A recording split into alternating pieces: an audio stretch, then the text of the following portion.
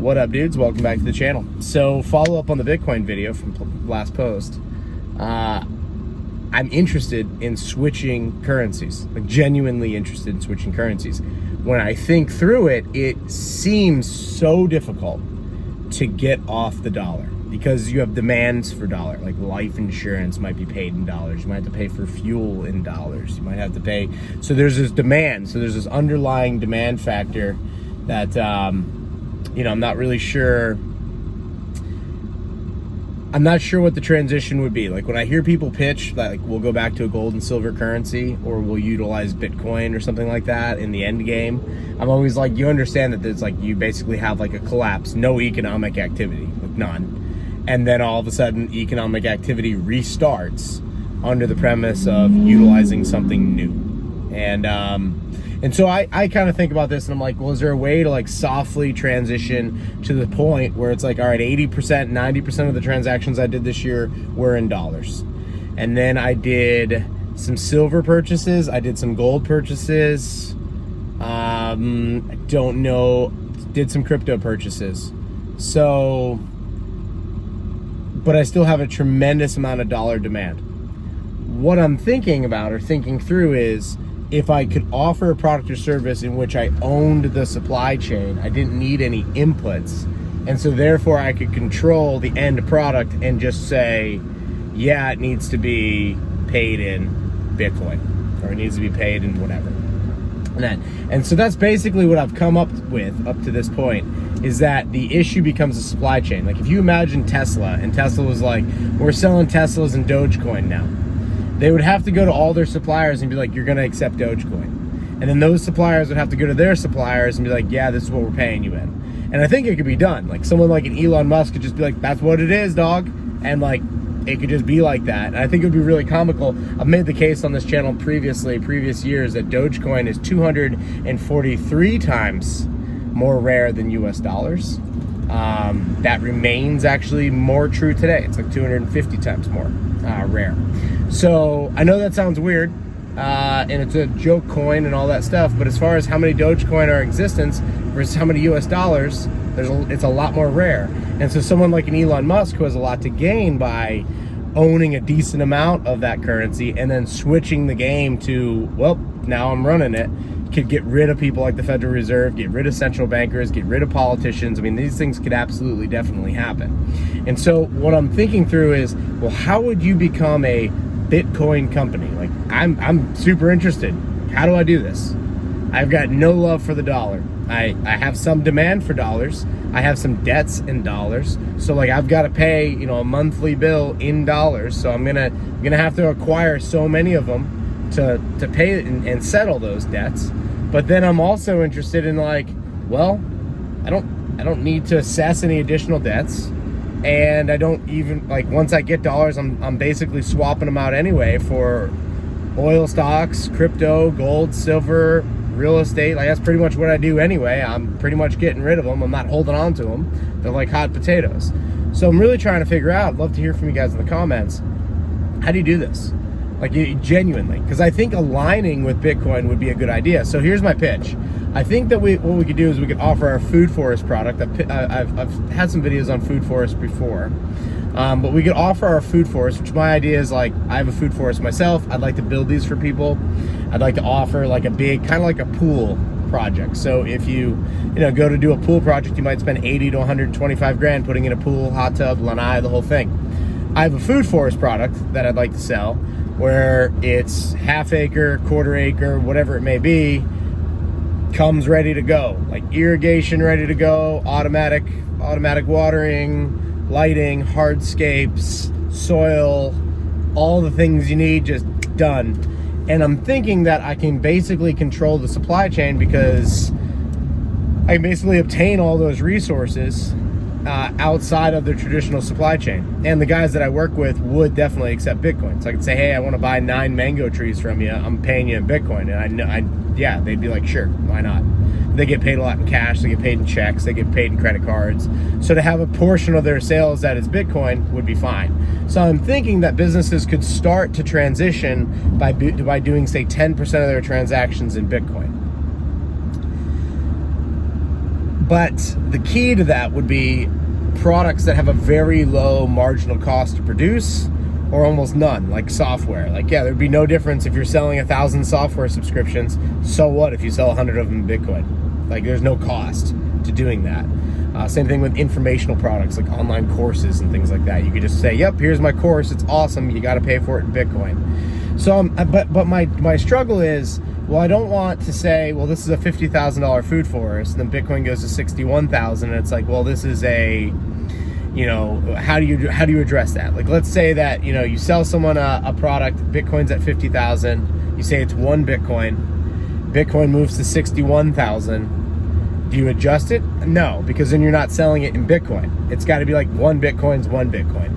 Half a Bitcoin's half a Bitcoin. Well, what's the price of Bitcoin, Trav? Like, the price in US dollars does not matter. Not if you're betting, as I am, that this thing's here to stay, and that the mineability of it gets harder and harder from year to year, from having to having. Every 4 years it gets harder to mine, and that the cost of mining it will become more and more expensive until we solve energy, until we basically figure out how to make energy net free. I mean, yeah, which is basically a nuclear equation. Like, how do you nuke up the grid? And it's like, well, that's going to take a while.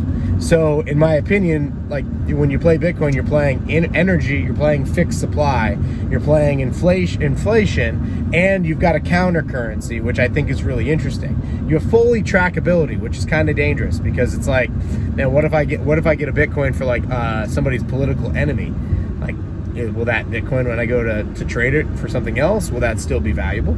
Or will I have to, you know, send it to a third party to quote, wash the coin, to cleanse the sins of the coin, you know? Like, example of this would be like the coins from my buddy Ross Ulbricht's Silk Road experiment, which Ross to this day is America's #1 entrepreneur that we've ever had, as far as value created within a 18-month window.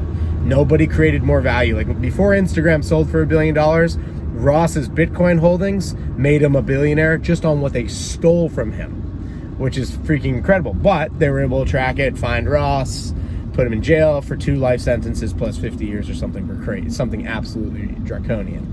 And no president yet has pardoned him, which tells you what their motives are. Yeah, it tells you what they're thinking. Because this kid was just a college kid. Like, he was just, you know, didn't mean to harm anybody. But so thinking through that, want to hear from you guys down in the comments. Do you think the supply chain issue would be an issue? I think it would probably be like a network. You'd have to basically go, hey, we're offering a product, and all the people that contribute to making this product have to agree. I mean, obviously my staff will have to agree to get paid in Bitcoin. Otherwise, I'm just in a situation where I'm getting paid in Bitcoin. I'm then selling it, buying dollars, creating dollar demand, and not solving the problem. Because I think that the real promise of Bitcoin, or the really what we're holding out for, is that we can move to a currency that's not the blood dollar, that doesn't require Aztec level human sacrifice, that enriches the elites and oppresses the poor, and causes mass death, mass starvation, mass war everywhere that freaking touches. And that's basically the promise of Bitcoin is, hey, nobody can inflate this money supply anymore. Therefore, there's 21 million Bitcoins minus lost coins. And so the price of all housing divided by 21 million is the price of the house. The price of all F-150s divided by 21, like, you know, so you take assets, divide by 21, that's it. And as technology increases, or theoretically continues to go its way, in theory, you don't need to invest to earn a gain. All you have to do is save. So grandma's advice comes back into play. Save for a rainy day. Well, grandma, when you're sitting on gold and silver currency, hell yeah, let's save for a rainy day. But when you're sitting on fiat that the homies just printed $1 trillion of last month, and this is true, that they printed $1 trillion of last month, they're spending $4.5 trillion a year annually with a budget deficit of $2 trillion. Well, that doesn't work, grandma, because like, they're gonna inflate this sucker to zero. I mean, if I was holding dollars since the time I started working in like 2002, if I was still holding those dollars, I got screwed. Like that $20 bill is no longer worth what it was worth when I got it. And so I'm very, very interested in solving this problem, because I think that like, this is what the millennials and the Gen Z, like, I think this is what we should be doing. And we should genuinely be sitting there going like, well, which way is this going to go? We're going to draft out. We're going to go fight for Israel. We're going to go do that. Or like, how about this? How about we just say, no, we're not using your blood dollars. We're not paying your taxes, because we're not making any money in dollars. And the tax code is written in dollars. And so it's like, yeah, I don't want to buy or sell in and out of the fiat system. What I want to do is I want to have crypto, and I want to earn in crypto, and I want to spend in crypto. I don't want to get taxed. I just want to earn and spend, and then I save. Like, I don't need to invest it. I don't need to sell my Bitcoin to buy stocks. I just save the Bitcoin, and like over time, that Bitcoin relative to all other prices becomes more valuable, and all other prices continue to fall. That's how I see it going. But how do you transition? Because I'm very interested in being the guy that, like, in my industry is like, you know what? I'm done taking it. Like, I'm done bringing in the dollars. Like, we got two options for you. Like, you can basically, because I recognize I still have a dollar demand. So you can pay in Bitcoin. Here's the price in Bitcoin. If you want to pay in dollars, here's the price plus an extra 20% on it, because I have to pay taxes on it. Like, I got to pay the thugs to, like, I gotta pay the mob bosses, like, people gotta die. I gotta pay a human sacrifice. There's costs to using this blood dollar, and I'm gonna pass that on to you, the customer, and or you get on board and start using Bitcoin. And like, just in my neck of the woods, like just in my area, Florida, I mean, my real interest is, I don't care if the United States goes to Bitcoin or not. What I want is the state of Florida to go to Bitcoin. Like, I want the state of Florida, like Texas, who's fighting with the feds and like defying Supreme Court orders, and like, they're doing stuff illegal. Like, both sides are probably at fault, but you know what Texas should be doing? You know what? We're done with the dollar. We're not paying your taxes. We're the 15th largest economy in the world. Screw you. Where everyone's going to Bitcoin. That's it. Trade in your dollars. Get Bitcoin. That's it. State of Texas is run on Bitcoin. F you. And like, I'm interested in like being the dude to carry that flag. Like, that's a hill I'm interested in dying on. Like, you know what? We got to do this anyway.